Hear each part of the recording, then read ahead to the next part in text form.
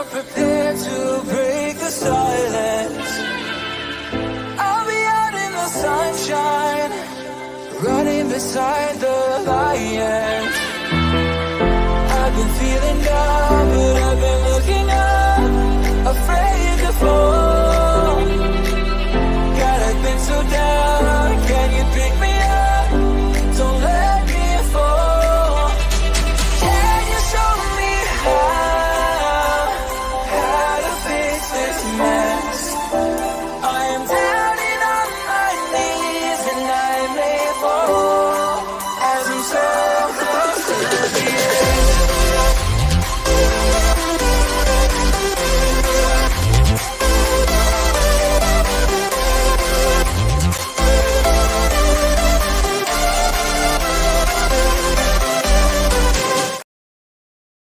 How are we all doing? Welcome back to Turf Moor House TV, and we are bringing you another match preview, the last one of the season.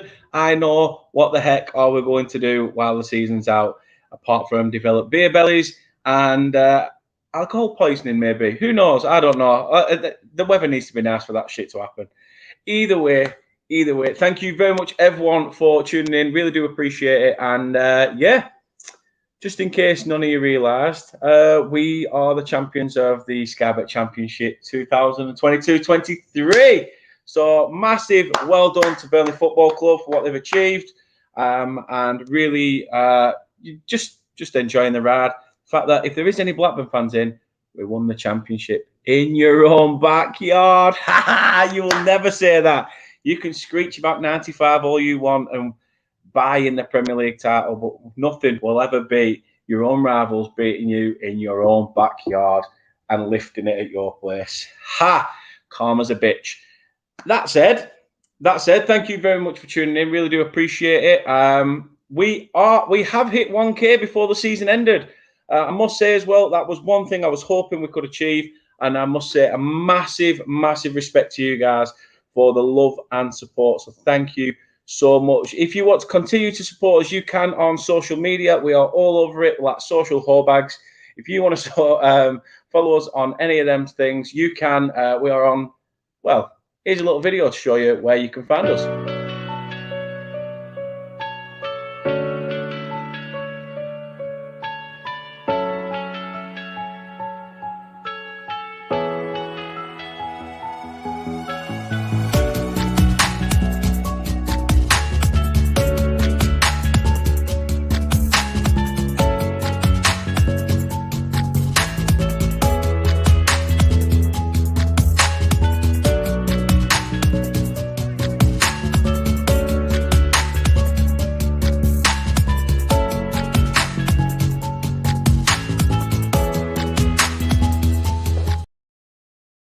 So yes, please do go check us out on all those social platforms. As you can see at the bottom of your screen, it does say you can check us out and follow us on these social platforms, which are the main ones. I didn't put a Twitch button on there for some reason. I don't know why. Probably just rushing. I probably did it about 1 o'clock in the morning, half asleep, led in bed. But hey ho, we move. As I say, we did hit 1K, so I really do appreciate it. You can now become a member of the channel. You can put super chats in. You can get yourselves involved. And really help us grow that extra level. I'm not going to throw it at you. The choice is yours, but really do appreciate it just from the bottom of my heart. If you haven't already and you are going to enjoy this, fingers crossed, then please drop a like on this video, subscribe to the channel if you are new, and hit that notification bell where you will be notified when we next go live. And I have a guest for you. Nathan, back again. Amazing. Thank you so much once again for having me on the channel. I think the last time I was here, I was on a bit of a counselling session, wasn't I? And I'm still shocked that 2 out of the 3 of us, poor Lee, honestly, I feel so bad for him with what he's been through with Blackpool, but we stayed up somehow. It's an absolute miracle. Thanks for having me on again, and congratulations for winning the league. No, appreciate it. I must say, though, I was watching that one back the other day, and how much you are like, nah, sod it, we're gone. In fact, I want us to be gone, hoping that Tan will be gone and everything else, and it's just completely fresh start. However, You've stayed up. Tan will probably think he's Billy Big Bollocks in this town again now, but Which he is. He's actually that flying in said, tomorrow as well. is it? Oh God. I mean, yeah. Give us your thoughts so far on this season. I mean, you're safe now.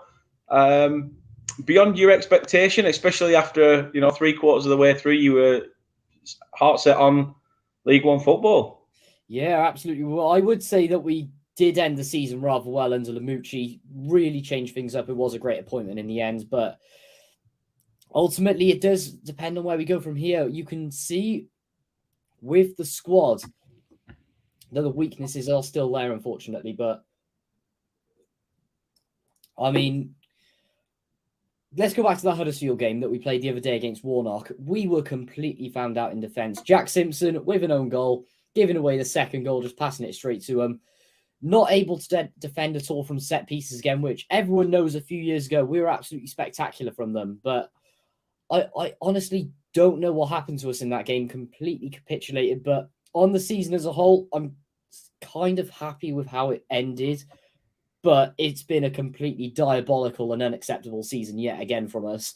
And if I'm honest, the fact that we've somehow been saved by all these point deductions and relegation, point deductions, etc., Wigan, Reading, I really am still worried about this club at the moment with the position that it's in, and the fact we stayed up is just a complete miracle in my eyes. Not due to hard work, because I know we could have worked much harder, and just completely. Some of the performances were shocking, but at the end of the day, it's where we move from here now. There's a lot of decisions that need to be made, and I'm really worried. It's like you said though there, regarding the club and everything else with Reading and the points deductions. I mean, what's happening? What's the latest on the embargo front? So we've got a 2-window embargo next season.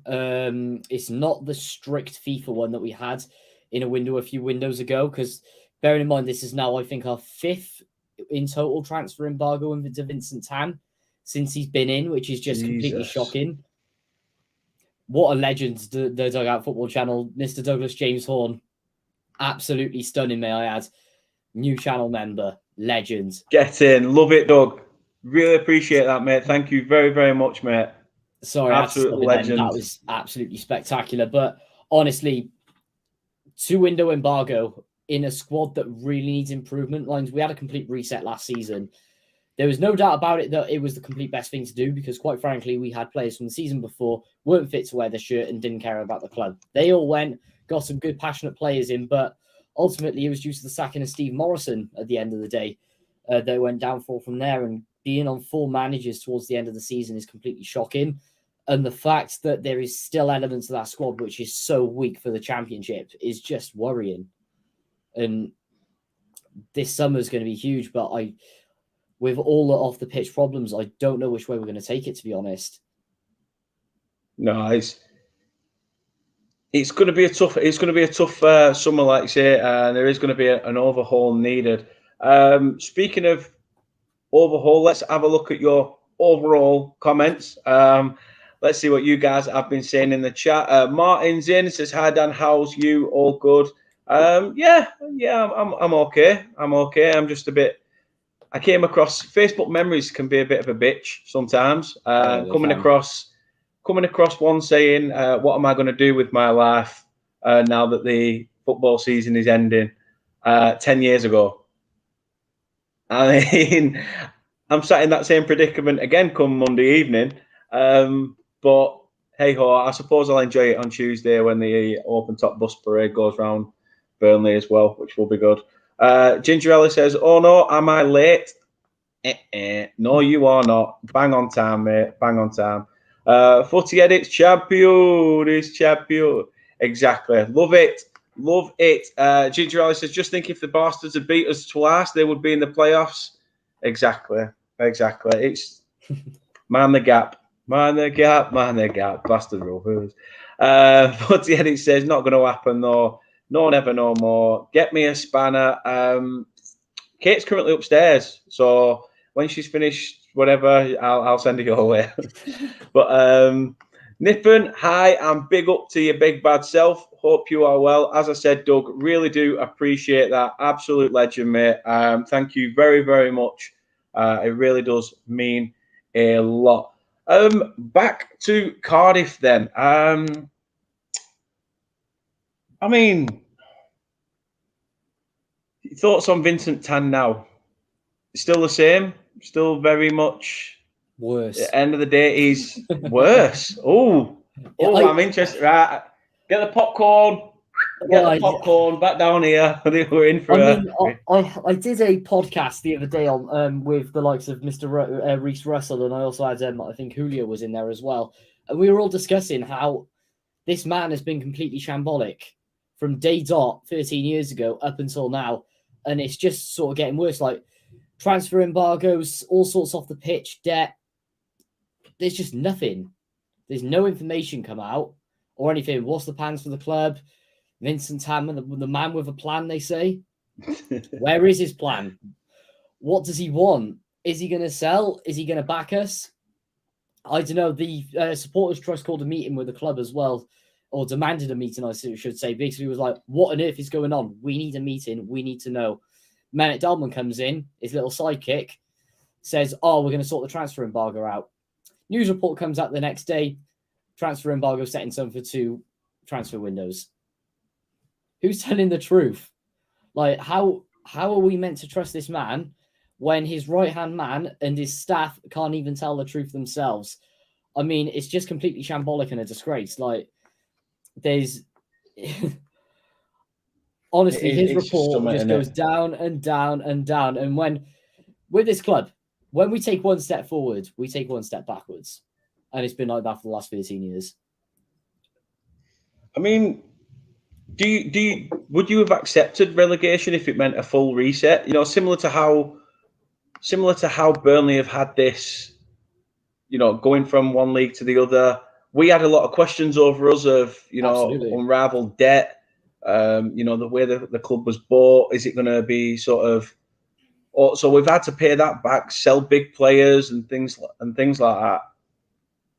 Dropping down a division, would it have been almost like a fresh start to you, seeing how other clubs have been able to do it, or would it have to start with get that cancer out of the club first?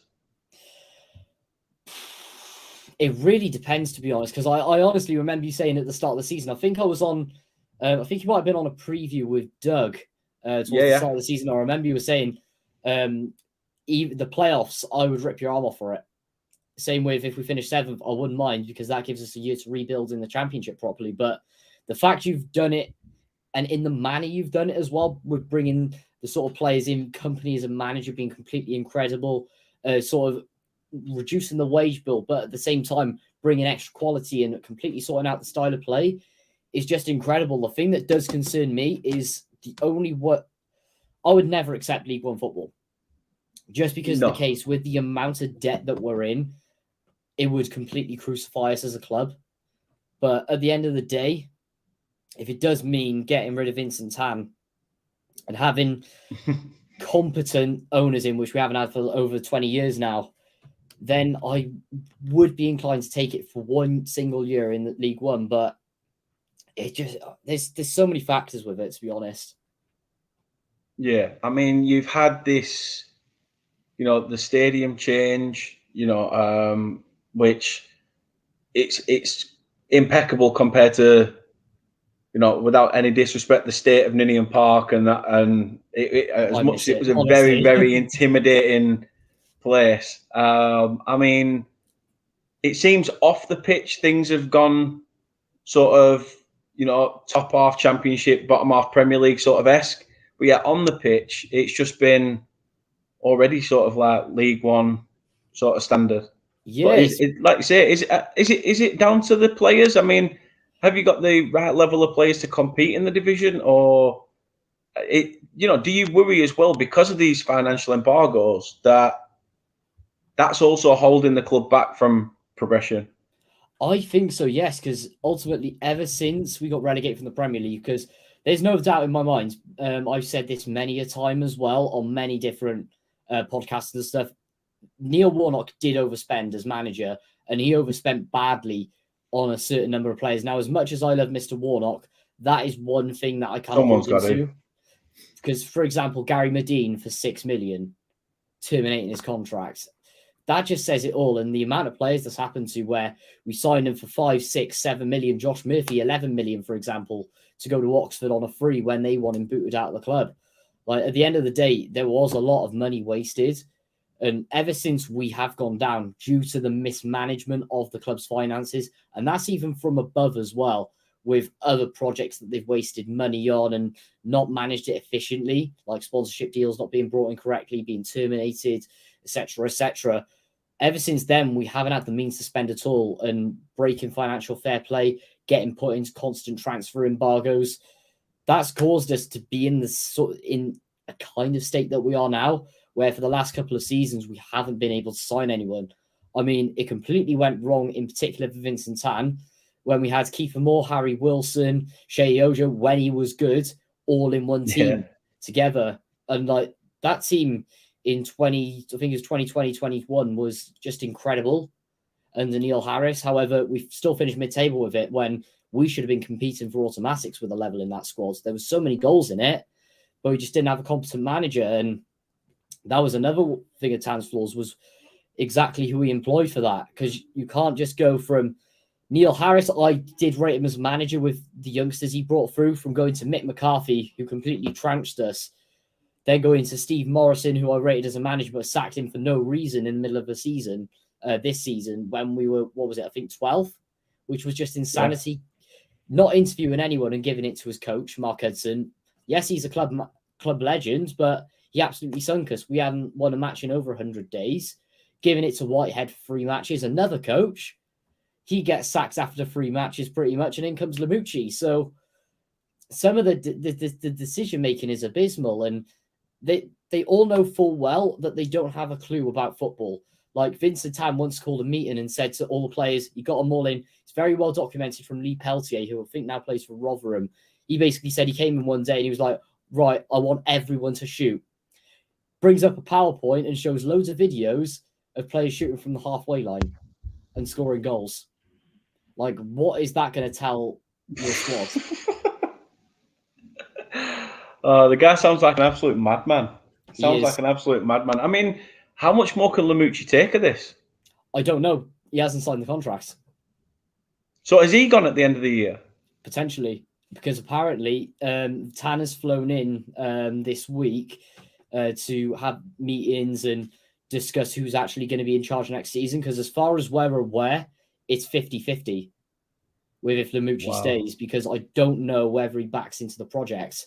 And that's been well documented on Sources Wales Online, Cardiff City forums, the whole lot. But it's touch and go. But no matter what's happened, the information has been put under lock and key. Because ultimately, unlike when he was at Nottingham Forest, where he was backed, we don't know what he can do without the backing, or how much is he going to be backed, and what's he going to be allowed to do? How much of the board's going to influence him?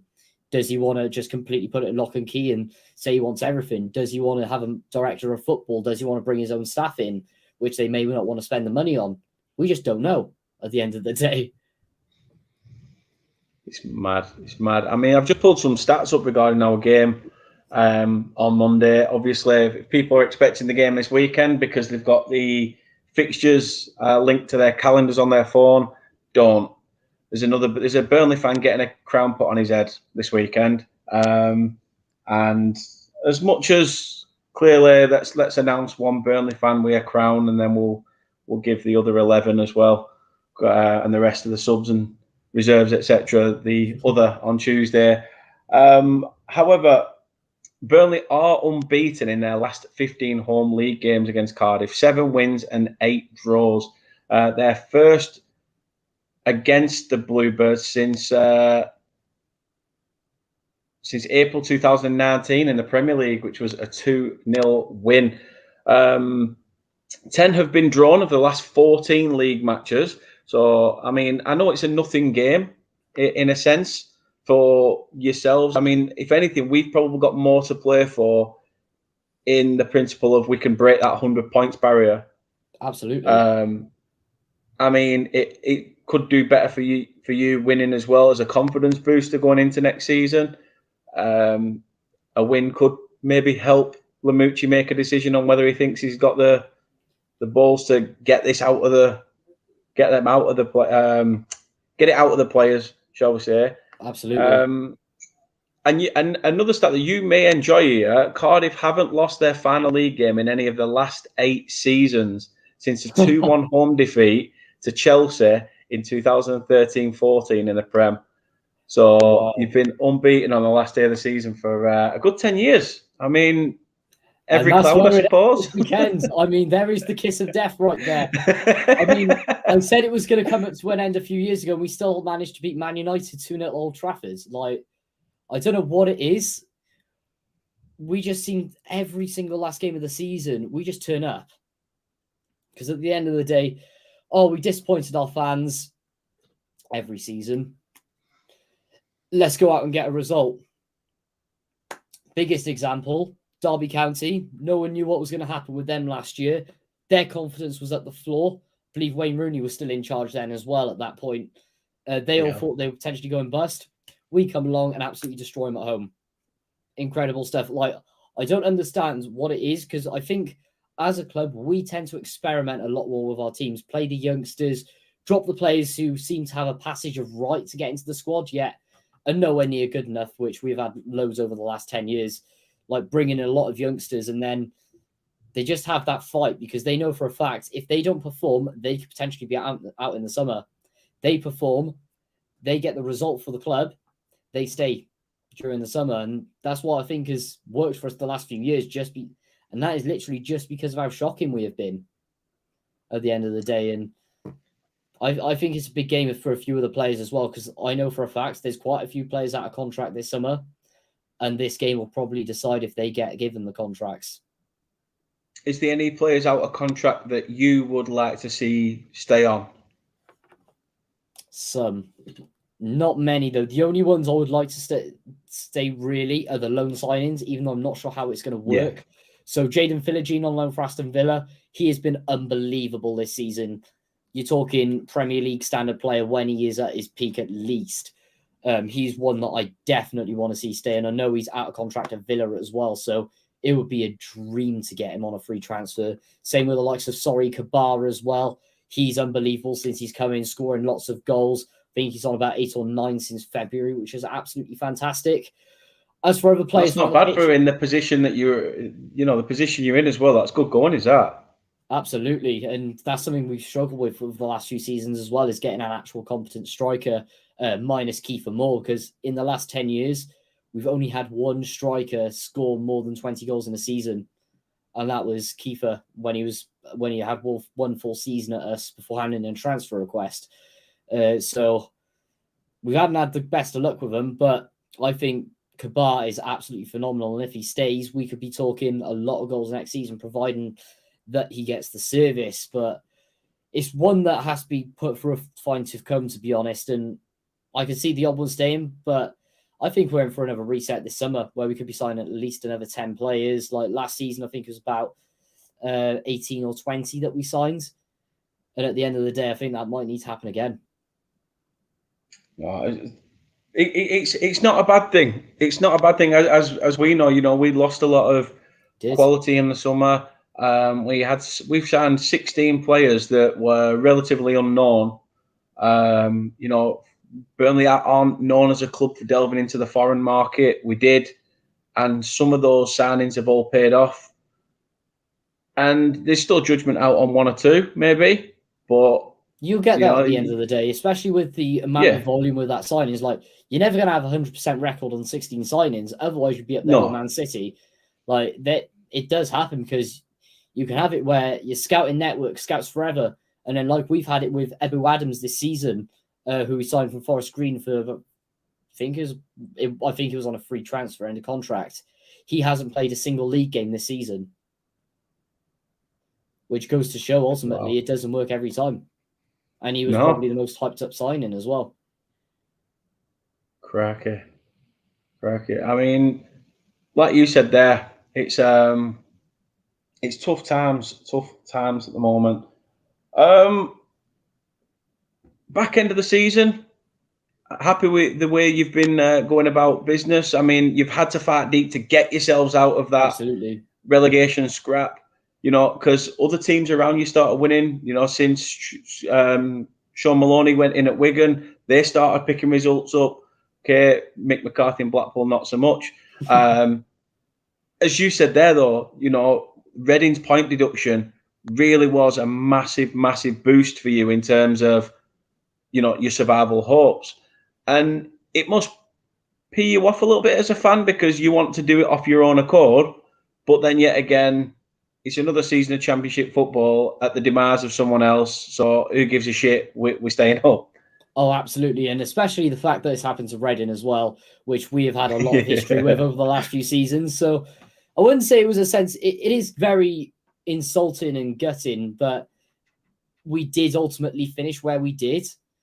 And especially with being basically saved by points deductions. But at the end of the day, to see Reading get the points deduction, be punished, and get relegated for it with the way they treated us the last few years is just music to our ears. And Wigan is sad with the way that their owners have treated them as well. And then it's just the fact of obviously Blackpool, they haven't had the greatest of luck coming up from League One for the first time. I thought first time in a while, let's just say. I thought they'd have a bit more luck about them, but ultimately that hasn't paid off. No, I mean, what needs to be done? Nathan has been appointed as the new manager of Cardiff. What would you do? What would be the first three things on your list to do ahead of next season? Call it bizarre. Change the badge.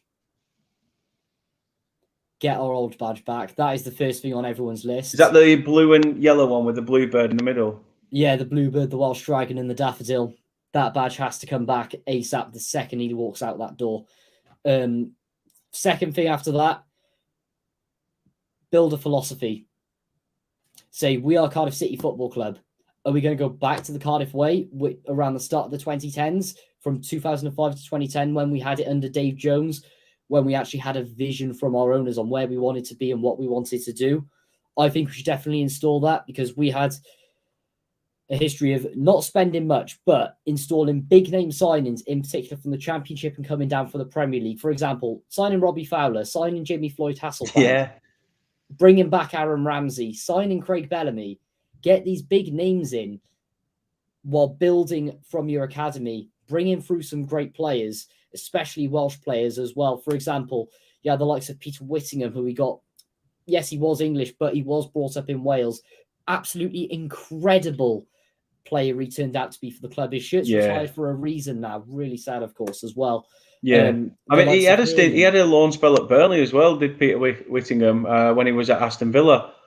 He was just a phenomenal player, absolutely phenomenal, because I think he came to us the same time as Gary Cahill did as well. Like I say, both very, very young at the time, but the career he had, even, you know, for Cardiff especially, you know, that's where he's built his name, that's where he's built that legacy, and yeah, it's really sad that he's no longer with us. Absolutely, yeah, it's just all absolutely so sad, honestly. But likes of Whittingham, as I've said, bringing in loads of Aaron Ramsey, building into that squad as well, getting the profit for those players, which allowed us originally to be sustainable, and building around youngsters as well. We need to go back to the Cardiff way and implement that philosophy. Then the third thing that I would do, to be honest, is punch Vincent Tan square on in the nostrils. There's the third point. Well, he'd be out the door as thing number one. But as far as I'm concerned, number three has to be installing a director of football, which is something that has been so overdue at the club. It's unbelievable. Like, the out of direction from upstairs has been unbelievable since forever. And if we have that director of football, someone who can oversee, lives and breathes football, and can make the right decisions, then that'll send us on to a long way. It would. What are you wanting from next year then, in terms of realistic objectives? Sorry. Where do you see Cardiff's real? Where would you be happy with next season?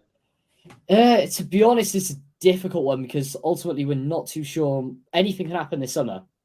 It looks like it's going to be a major overhaul, doesn't it? Because, like you said, the manager's 50-50. There's players out of contract.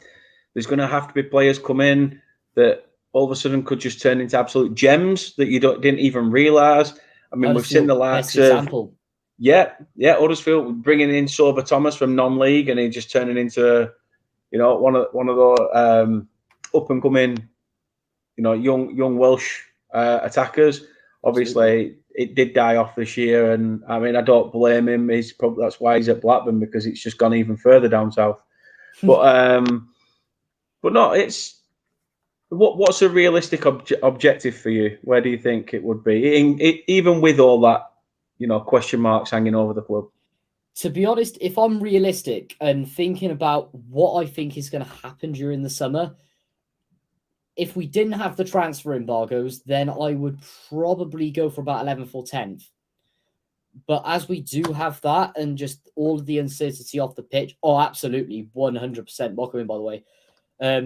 Because of all the uncertainty off the pitch, it does make me sad that I'm going to have to say fighting a relegation battle again. And if we stay up, I will be happy next season.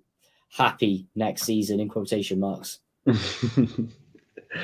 Well, fingers crossed, I will be keeping an eye on it, making sure Cardiff do. I've got some family friends that are Cardiff fans as well. Amazing. So I do like to rip the piss every now and again with the result, and it'll be the same on Monday if things go in our favour. Andrew, massive hi to yourself. Hope you are well. Same with you, Luke. Hope everything is good with you. And man like Anthony Herbert is in the chat, who will be joining me at 9 o'clock.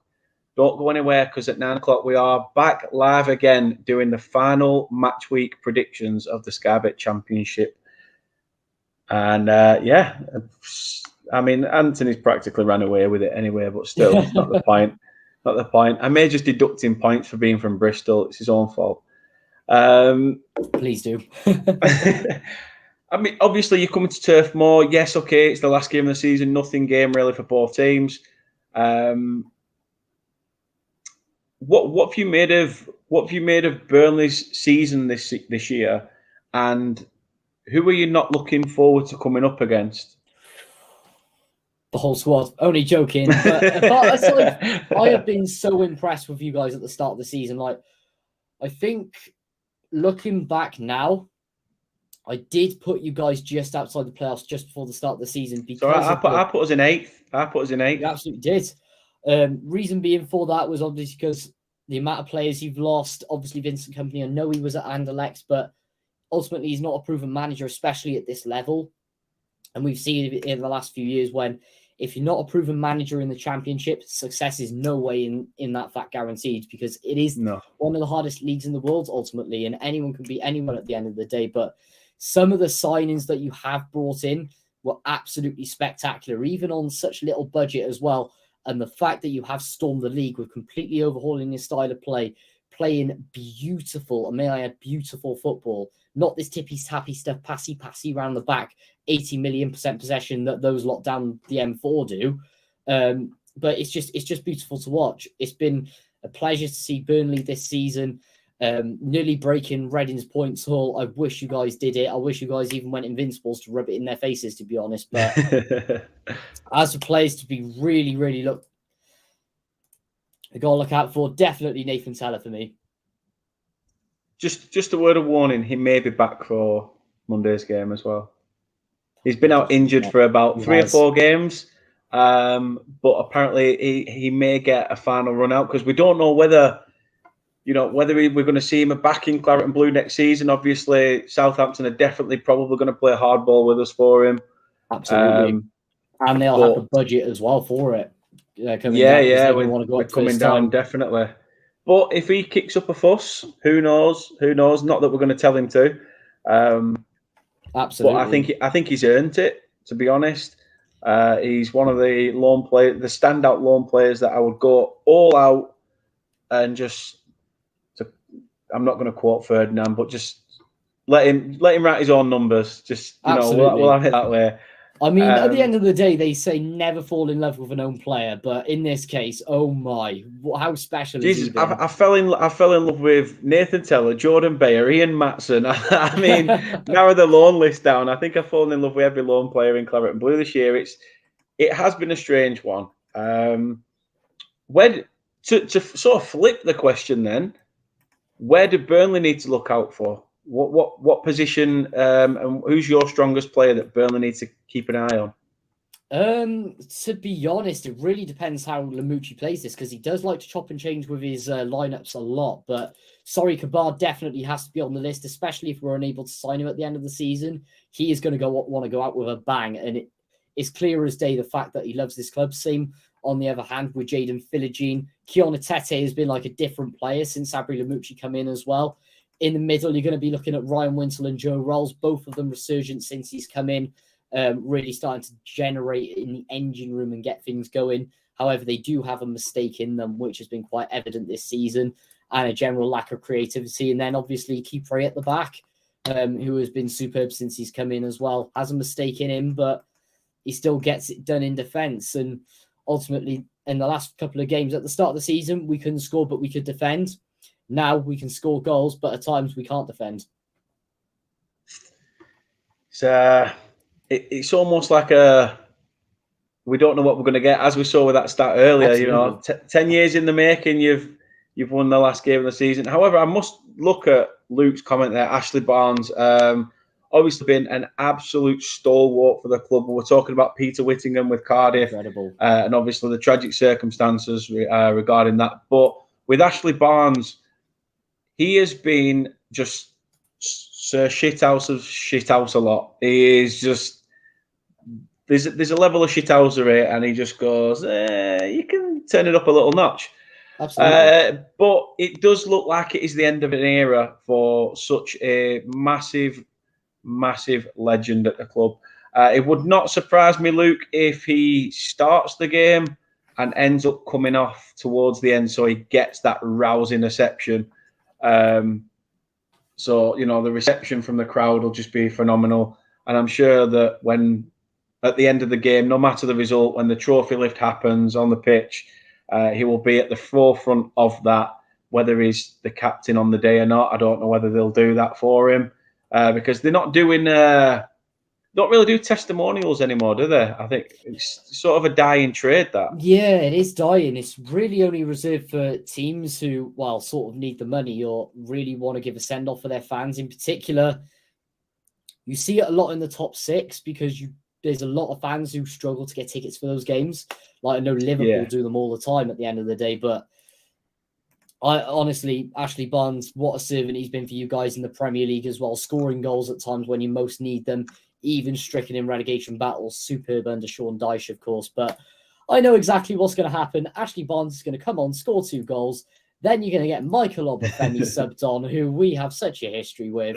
He's going to probably score, do that stupid swim away gesture, and then we're all going to be walking out the stadium crying. So there we go. I must like that. I must say I like that song that we got going at Bristol City last weekend about Michael Obafemi and having the biggest member in the championship. We'll just go down that route. Leave that for your imagination. But yeah, it was just that ringing out at Ashton Gate was quite funny. Burnley to Ladar says, my first ever Burnley match was Alan Stevenson's testimonial versus Manchester City.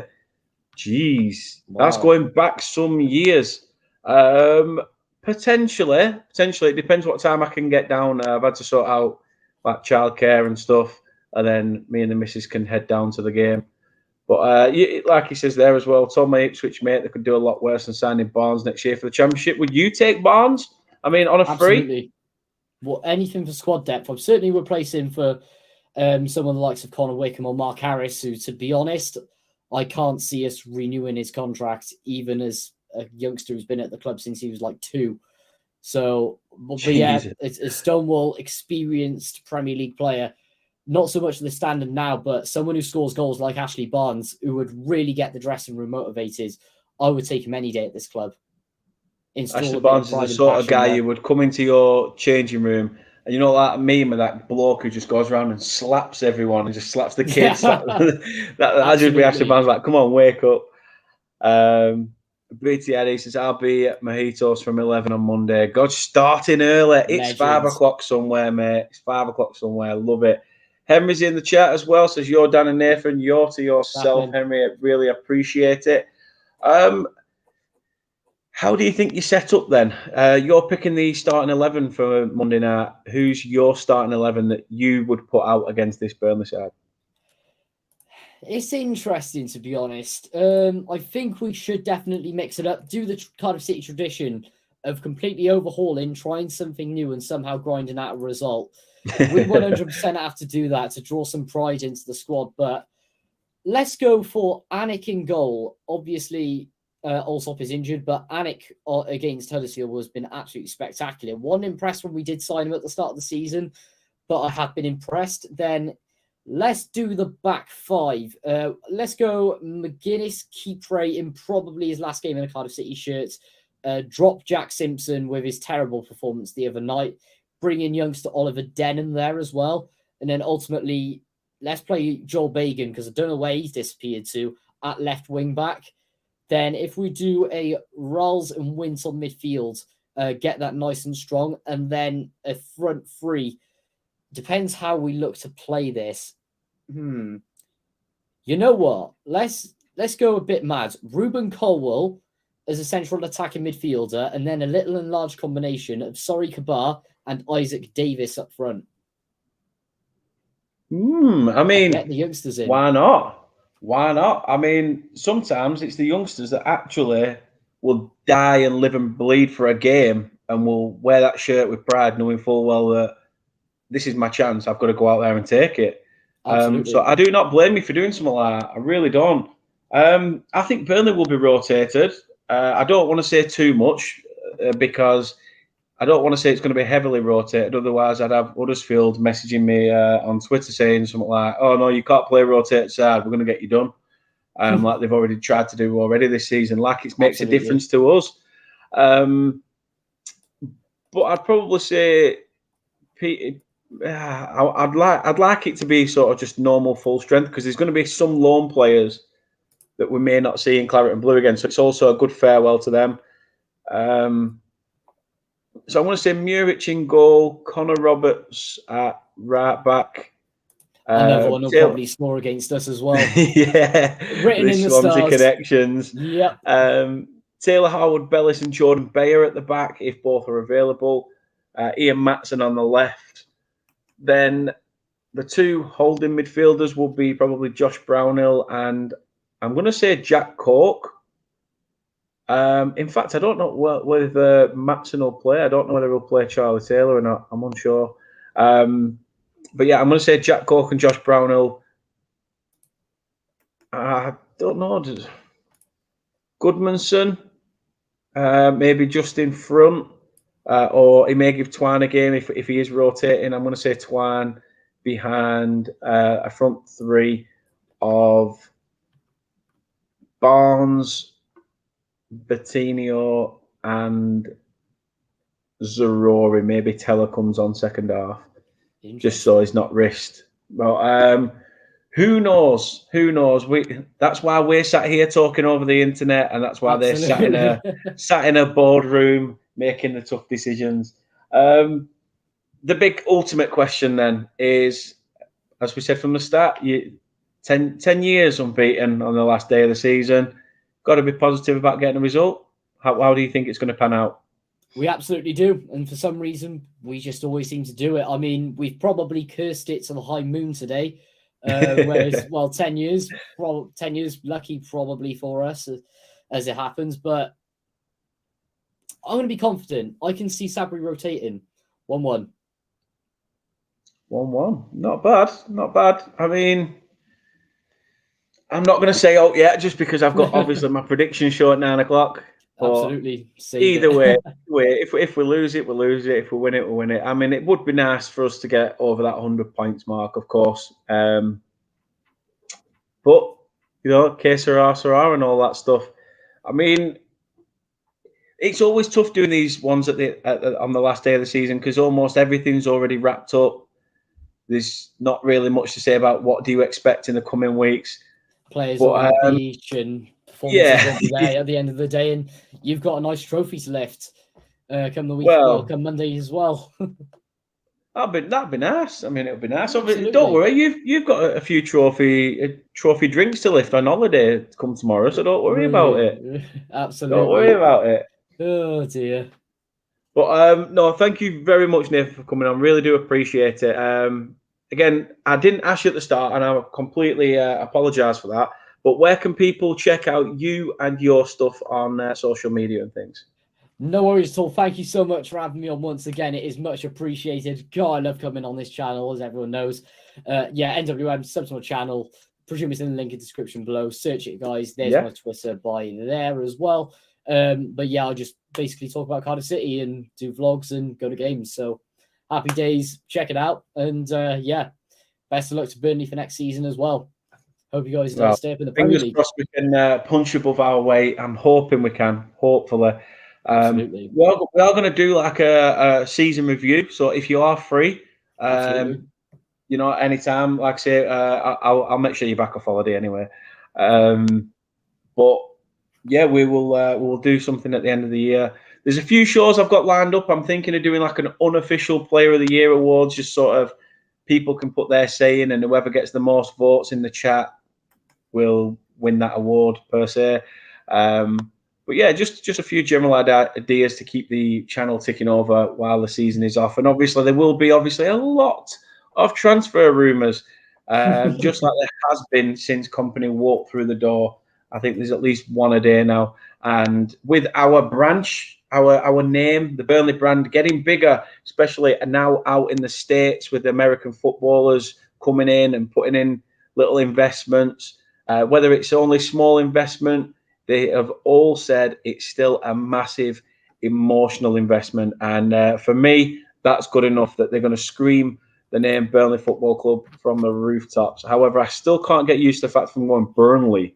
It's almost like a little bit alien, but I do love it. I must say, I do love the fact that we've got these people talking about us, and it's mint. Nath, thank you very much again. Really appreciate it. As I said, the link is in the description. The Twitter, Instagram, and YouTube link are all in the description. So go check them out. But that is it for the Championship season. We will be back doing match previews next year, as you all know. This time against Premier League opposition. And obviously there's still one place in the Premier League still up for grabs with the playoff teams in and around it. Just a final question while you're here. Who do you think makes those final two places for the playoffs? Good question. Let's have a little look. I know exactly. I have my winner spot on with who's going to win the playoffs, to be honest. The only reason I'm saying this is because the one I want to actually do it, I don't, because I want to go to a certain place one more time. One final time, I should say. But I think Middlesbrough are going to actually win the whole playoffs ultimately. I just think they've been different grade under Carrick, as much as I want Luton to do it. But at the end of the day, I think Coventry are in there. Yeah. And just for a laugh, let's just say Millwall. No, it's going to be Sunderland, isn't it?